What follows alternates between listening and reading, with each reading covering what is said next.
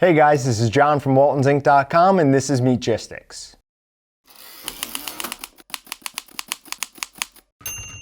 As any hunting enthusiast knows, cooking wild game presents a few more challenges than cooking farm-raised, store-bought cuts of meat. These are animals that lived in the wild on different diets than what they're fed on the farm. They tend to be a little bit tougher and they can have a gamey taste to them. But this doesn't mean that we should just accept that they're going to give us an inferior finished product. So we've had some pheasant sitting in the freezer here for a while, and today we're going to prepare and cook them a few different ways and see which one gives us the best results. We've got 12 breasts here, so we're going to smoke half of them and then we're going to sous vide the other half. Now we're going to marinate some of them overnight in the butter flavored seasoning. Now this seasoning has phosphates already in it, and that helps increase the water holding capacity of the meat. We're then going to rub those with a few different seasonings and see which one we like the best. We're also going to marinate 2 of them in the Kentucky bourbon spirited sauce and 2 in the habanero chipotle sauce, and then we're going to smoke and sous vide 1 each of those and see which marinade we liked the best. Now, since this is pheasant, we do need to get the internal temperature up to 165 degrees for food safety. So we're going to set our sous vide cooker at 165 and cook them for at least 4 hours. This will give us the needed lethality, and it's going to make our meat nice and tender.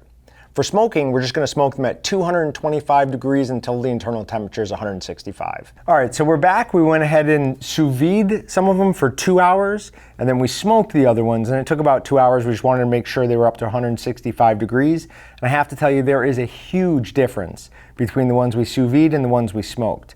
But not only that, there's also a huge difference in the ones that we marinated in seasoning that had a phosphate and the ones we just used the sauce on. You can see it from back here. These were marinated with a phosphate and they were sous vide.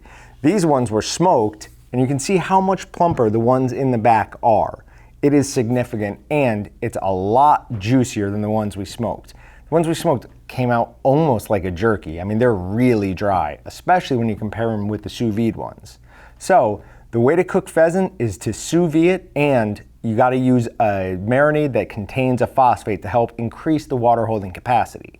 Another unexpected thing was that it reduced the gaminess flavor to it. I mean, these taste more like a Cornish game hen than they do pheasant, and it is delicious. As far as the seasoning goes, Allie's favorite was the garlic romano, and my favorite was the California garlic pepper.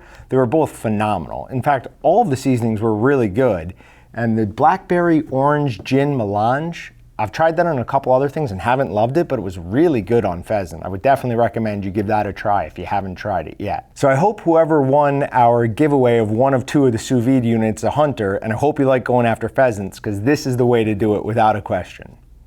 As always, remember to like, comment, and subscribe, and visit waltonsinc.com and meatgistics.com to find everything but the meat. Thanks for watching. I'm John with waltonsinc.com, and I'll see you guys next time. Subscribe to Walton's YouTube channel to watch more amazing videos, or shop at waltonsinc.com to find everything but the meat. Check out our latest sales and giveaway video here, or watch another hand-picked video by clicking here.